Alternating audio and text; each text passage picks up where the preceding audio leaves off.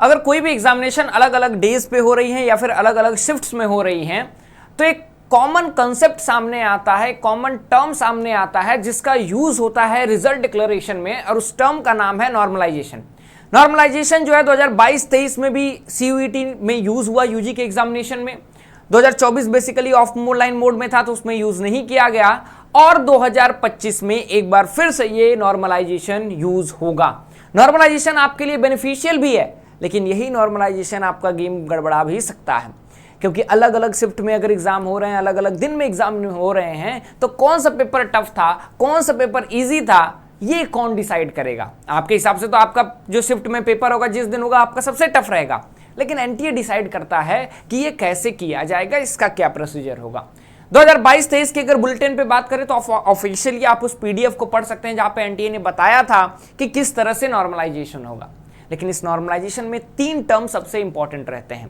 एक raw score क्या है, एक आपका इंटरपोलेशन स्कोर क्या है, फिर आपका आता है परसेंटाइल। इन सबको मिला करके फिर आपका बनता है नॉर्मलाइज्ड स्कोर। कैसे बनता है नॉर्मलाइज्ड स्कोर, क्या इससे आपको प्रॉफिट है और क्या इससे नुकसान है? नुकसान तो थोड़ा ज्यादा ही होगा, जो बच्चे अच्छे हैं पढ़ने लिखने में, ठीक है, जो नहीं है उनको भी नुकसान हो सकता है, ठीक है, बहुत ही परमुटेशन कॉम्बिनेशन का होता है। तो क्या है उस पर डिटेल में हम लोग इस वीडियो को में बात करेंगे, तो एकदम डरना नहीं है और वीडियो को लास्ट तक देखना है। नमस्कार, स्वागत है आपका हमारे इस ऑनलाइन लर्निंग प्लेटफॉर्म बेसिक शिक्षा पे। उम्मीद करता हूं कि आप बढ़िया होंगे, मस्त होंगे और आप अपनी लाइफ को अच्छे तरीके से जी रहे होंगे। अगर आप इस चैनल पे नए हैं तो सबसे पहले इस चैनल को सब्सक्राइब कीजिए और उस बेल आइकन को प्रेस कीजिए, क्योंकि यहां से लेकर के आपके यूनिवर्सिटी तक का रास्ता हम आसान बनाने वाले हैं। बात करते हैं नॉर्मलाइजेशन की। नॉर्मलाइजेशन में बेसिकली ये 2022 के जो बुलेटिन प्रेस रिलीज एनटीए का था उसके बेसिस पे मैं आपको बता रहा हूं कि किस तरह से हुआ था। सबसे पहले 3 कॉन्सेप्ट आपको समझना होगा कि रॉ स्कोर क्या होता है, परसेंटाइल क्या होता है और इंटरपोलेशन स्कोर क्या होता है, ठीक है। तो सबसे पहले बात करते हैं रॉ स्कोर क्या होता है। तो आपने 250 मार्क्स का एग्जाम दिया, इस 250 में कितना मार्क्स आपका आ रहा है वो रॉ स्कोर है, ठीक है। परसेंटाइल का मतलब क्या होता है? परसेंटाइल का मतलब होता है कि जितने बच्चों ने एग्जामिनेशन दिया है, कितने बच्चे आपके बराबर नंबर लेकर के आए हैं या फिर आपके नीचे लेकर के आए हैं, वो होता है। नहीं समझ में आया सर? आगे मैं समझाता हूं। बेसिकली समझो 3 स्टूडेंट हैं एक्स वाई जेड, ठीक है। अब एक ही दिन इनका एग्जाम हुआ, ठीक है। एक्स का शिफ्ट 1 में होता है, वाई का शिफ्ट 2 में होता है, जेड का शिफ्ट 3 में होता है। एक्स ने 250 में 240 स्कोर किया, वाई ने 250 में 200 स्कोर किया और जेड ने जो है 250 में 250 स्कोर किया। अलग अलग शिफ्ट में है, तो ये जो स्कोर हुए ये क्या हुए? ये रॉ स्कोर हुए।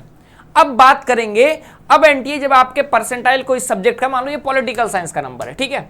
अब मान लो एनटीए पूरी लिस्ट निकालेगा कि चलो भैया कितने बच्चों ने क्या क्या स्कोर किया है, लिस्ट निकालते हैं। सारे लाखों बच्चों का लिस्ट आ जाएगा जिन्होंने एग्जाम दिया है सबसे। फिर वहां से 2 चीजें निकाली जाएंगी। क्या निकाला जाएगा? एक तो हाईएस्ट किसका आया है और कितना आया है, और लोवेस्ट किसका आया है और कितना आया है। तो पता चला कि भैया एक बच्चा है बहुत प्यारा है, या फिर 10 बच्चे हैं बहुत प्यारे हैं, 250 में 250 आया है। तो जो 250 में 250 आया है उनका परसेंटाइल निकालेगा। कैसे परसेंटाइल निकलेगा? कहेगा कि कितने बच्चे उनके बराबर हैं या फिर उनसे नीचे हैं, डिवाइडेड बाई टोटल कितने स्टूडेंट्स थे। मान लो टोटल स्टूडेंट्स जो हैं, टोटल स्टूडेंट्स 100 स्टूडेंट्स ने एग्जामिनेशन दिया। चीजें आसान करने के लिए मैं बता रहा हूं। तो 100 स्टूडेंट्स में इसका 250 में 250 आया है, तो या तो 100 में से 100 स्टूडेंट इसके बराबर रहेंगे, सबका 250 में 250 आ गया, या फिर मान लो 10 का 250 में 250 आया, तो 100 में क्या है, जो 100वें स्थान पे रहेंगे वो 10 बच्चे जो रहेंगे एग्जैक्ट रहेंगे, बाकी 100 बच्चे क्या रहेंगे, उसके नीचे रहेंगे। एक बार फिर से समझो, एक बच्चा है, एक पे समझो कि 250 में 250 आया है। अब उसका परसेंटाइल कैसे निकालेगा कि तो कितने बच्चे जो हैं उसके बराबर हैं या फिर उससे नीचे हैं।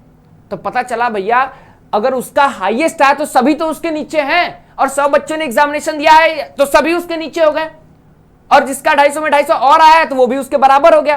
तो उसका प्लेस क्या हुआ? 100वें नंबर पे वो रहा, ठीक है, मतलब टॉप नंबर पे रहा। तो 100 divided by total students into 100 percentile में कन्वर्ट कर रहे हैं, तो आपका क्या हो जाएगा? परसेंटाइल 100% आ जाएगा, ठीक है। मतलब कि जिन्होंने टॉप किया है उसका 100 परसेंटाइल आ गया। अब लोवेस्ट कह रहा है कि एक लड़का नालायक था, पढ़ता लिखता नहीं था, 20 नंबर लेकर के आया है, तो उससे नीचे कोई लेकर के आएगा नहीं, सबसे कम क्या है? उसी का है। तो 100 बच्चों में अकेला वो है जिसका सबसे कम आया, तो उसका परसेंटाइल क्या हो जाएगा, उसका परसेंटाइल 1 परसेंटाइल हो जाएगा। तो हाईएस्ट परसेंटाइल लोएस्ट परसेंटाइल निकल गया। अब इसका परसेंटाइल निकालेंगे, तो x का परसेंटाइल कितना हुआ, तो कहता है x जो है 50वें नंबर पे, मतलब 50 बच्चे या तो 240 लाए या फिर 240 से नीचे लाए हैं, तो उसका कितना निकल जाएगा। तो भैया अगर उसका 50वें नंबर पे है और हमें निकालना है तो 50/100 × 100 कर दे तो 50 परसेंटाइल है। ठीक है, अब मान लो y जो है 40वें नंबर पे है तो 40 परसेंटाइल है। z जो है वो क्या है, वो भैया 250 में 250 लेकर के आ रहा है, मतलब कि वो 100 प्लेस पे रहेगा, 250 में 250 ला रहा है, टॉप कर रहा है। तो जब वो 250 में 250 ला रहा है तो 100 बच्चे या तो उसके बराबर हैं या तो उसके नीचे हैं। ठीक है, तो उसका 100 परसेंटाइल आया। तो अब जब 100 परसेंटाइल आ गया तो वो चलेंगे इंटरपोलेशन स्कोर में, तो वो लिखेंगे कि भैया शिफ्ट 1 में x का तो 240 था, शिफ्ट 2 में y का तो 200 था, शिफ्ट 3 में z का तो 250 था, और इनका परसेंटाइल क्या था, x का शिफ्ट 1 में 50 परसेंटाइल था, इसका 40 परसेंटाइल था, इसका 100 परसेंटाइल था। कहता है मान लो अगर x जो है वो शिफ्ट 2 शिफ्ट 3 भी देता तो कितना परसेंटाइल निकलता। तो एक बेसिकली फॉर्मूला होता है, उस फॉर्मूला पे बेस्ड इन्होंने क्या किया, इन्होंने निकाला कि भैया अगर S2 देता तो हाइपोथेटिकली जस्ट फॉर एग्जांपल हो सकता है कि ये 60 परसेंटाइल निकलता। फॉर्मूला में जानने की जरूरत नहीं, यही थोड़ी एग्जाम में आएगा, मैथमेटिक्स का चीज है। तो मान लो ये कहता कि 60 परसेंटाइल आता, शिफ्ट 1 में दिया तो 50 परसेंटाइल, शिफ्ट 2 में दिया तो हो सकता है कि अब ये पर क्वेश्चन भी जाता है कि ये क्वेश्चन में कितने लोगों ने अटेम्प्ट किया, वो लोगों में कितने सही हुए, हाईएस्ट कितना था, लोएस्ट कितना, वैसे पर क्वेश्चन भी होता है। लेकिन इसका ओवरऑल 60 परसेंटाइल निकला।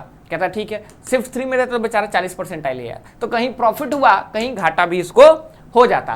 कहता वाई का 50, वाई कह रहा 50 परसेंटाइल, फिर यहाँ पे 40 परसेंटाइल, फिर यहाँ पे 40 परसेंटाइल। ठीक है, Z देता तो 90 परसेंटाइल, 100 परसेंटाइल, 100 परसेंटाइल, इस तरह से शिफ्ट में।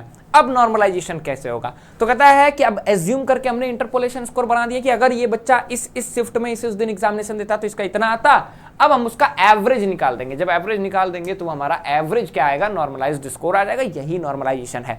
तो जहां पे इसका 50 परसेंटाइल अपने शिफ्ट में बन रहा था, यहाँ पे भी इसका 50 परसेंटाइल बन रहा है। यहाँ पे अपने शिफ्ट में इसका 40 परसेंटाइल बन रहा था, यहाँ पे 43 परसेंटाइल बन रहा है। यहाँ पे इस बेचारे का अपने शिफ्ट में 100 परसेंटाइल बन रहा था, यहाँ पे 96 परसेंटाइल बन रहा है। तो दुख, दर्द, कष्ट, पीड़ा होती है।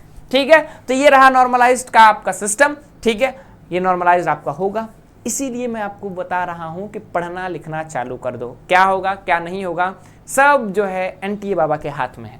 ठीक है, आपका रॉ स्कोर से आपके एडमिशंस नहीं होंगे, इसके लिए आपके परसेंटाइल नॉर्मलाइज्ड स्कोर आएंगे, नॉर्मलाइज्ड स्कोर आएंगे। जब नॉर्मलाइज्ड स्कोर आएंगे तो आपके लिए फिर दिक्कत परेशानी होगी। ठीक है, नॉर्मलाइज स्कोर आते हैं, परसेंटाइल आते हैं, क्या आते हैं उन सब पे हम लोग डिटेल में बात करेंगे जब आपका काउंसलिंग होगा। अभी बस आपके लिए इतना जानना है कि आपका नॉर्मलाइजेशन होगा, कैसे होता है मोटा मोटी ये समझ लिया। बाकी एनटीए प्रेस रिलीज कर निकालेगा ही कि इस बार वो कैसे करना चाहता है। मिलते हैं हम लोग तब तक के अगले वीडियो में, तब तक आप तैयारी कीजिए। Till then prepare and all the best for your exam. Thank you so much.